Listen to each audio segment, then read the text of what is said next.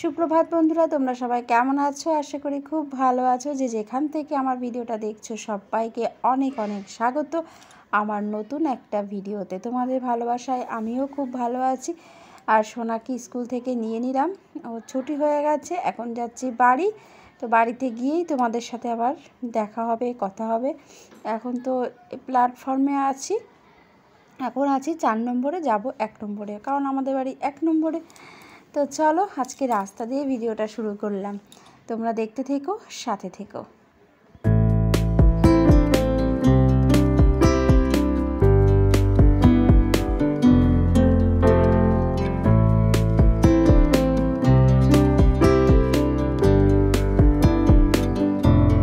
বাড়ি আসলাম, এসে dress change করে দেখো খাবারটা বেড়ে নিয়েছি, সোনাও খাচ্ছে। আর আজকে সকালের টিফিন হচ্ছে বাসি লুচি আর পায়েস।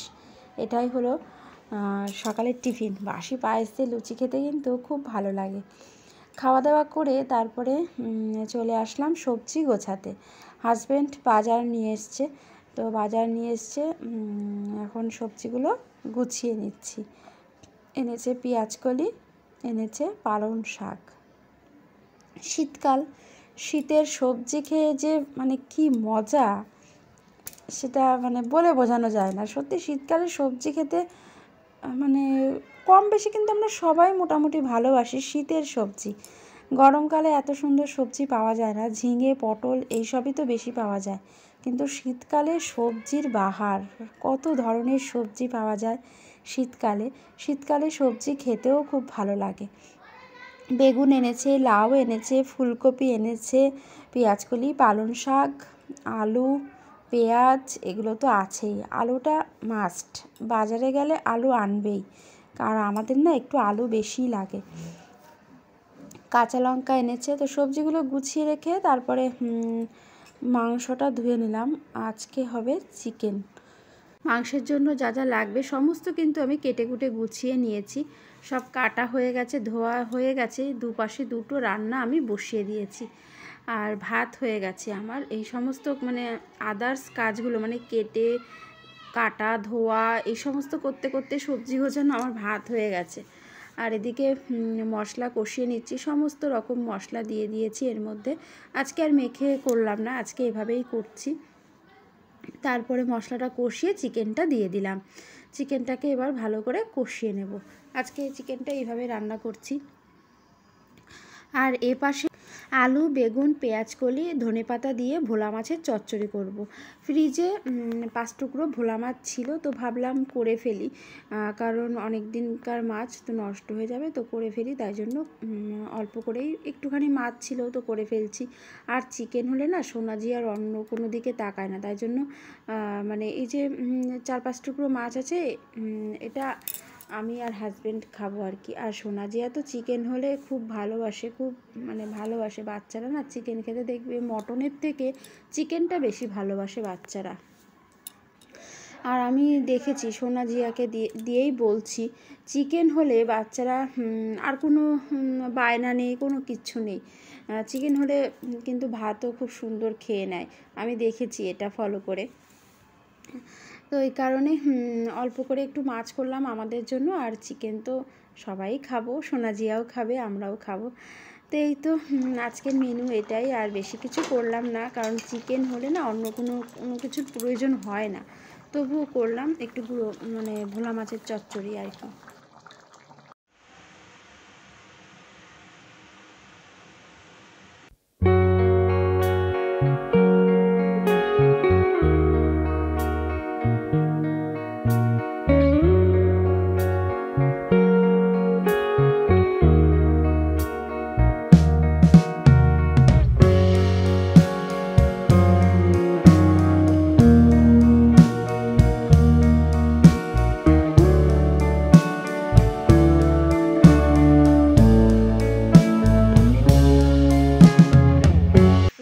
বৃহস্পতিবারের পুজোটাও দিয়ে নিয়েছি, আর এখন যাব মন্দিরে।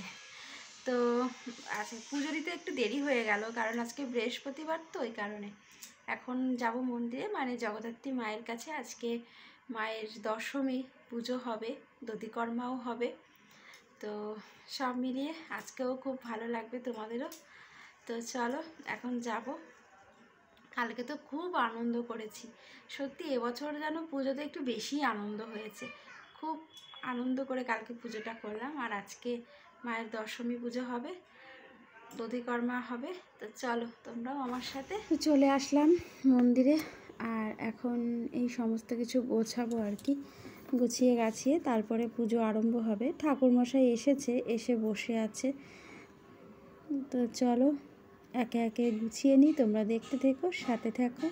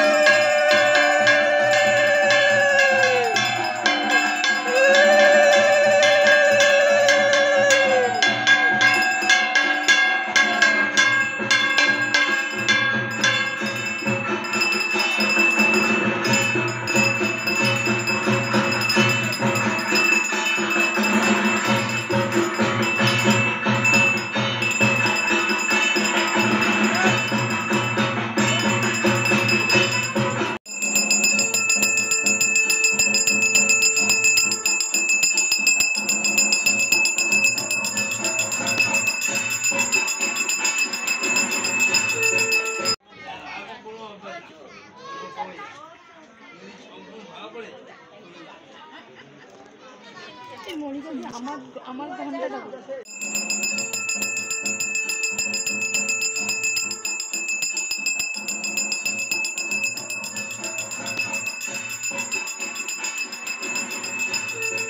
দশমী পুজো শেষ হয়ে গেল, মায়ের বিসর্জন হয়ে গেল। আবার একটা বছর পরে মা আসবে। তো দেখো এখানে সবাই মুখ দেখছে মায়ের, আমিও দেখছি আর তোমাদেরকেও দেখালাম। দেখো মায়ের মুখটা কিন্তু দেখা যাচ্ছে আয়নার মধ্যে। মায়ের বিসর্জন হয়ে গেল, এবার সবাইকে প্রসাদ দেওয়ার পালা। আর আমার একটা ননদ এখন এই দই, খই, মুরগি, বাতাসা সব কিছু মাখবে আর কি, মানে মাখছে। মাখা হয়ে গেলে তারপরে সবাইকে দেওয়া হবে।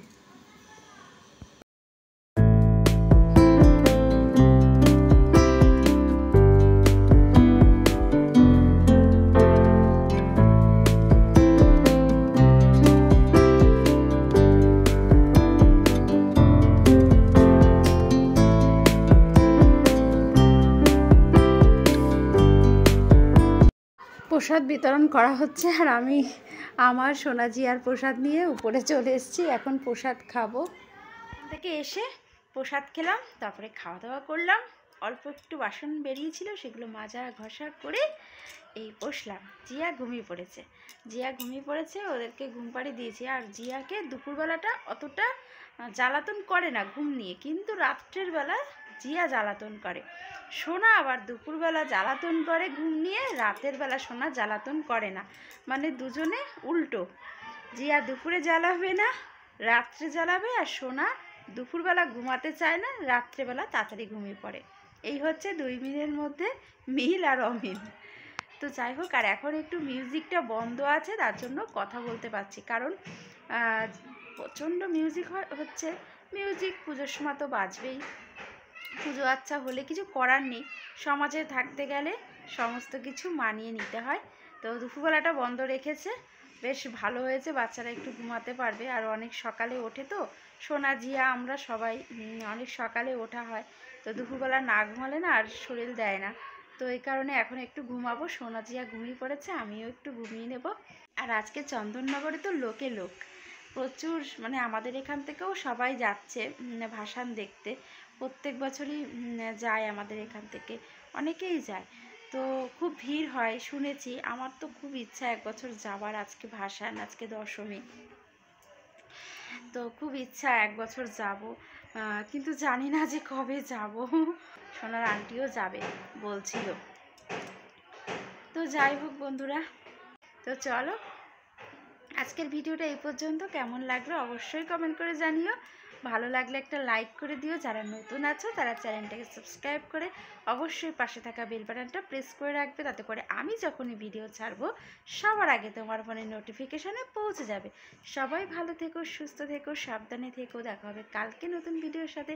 ততক্ষণে সবাইকে টাটা।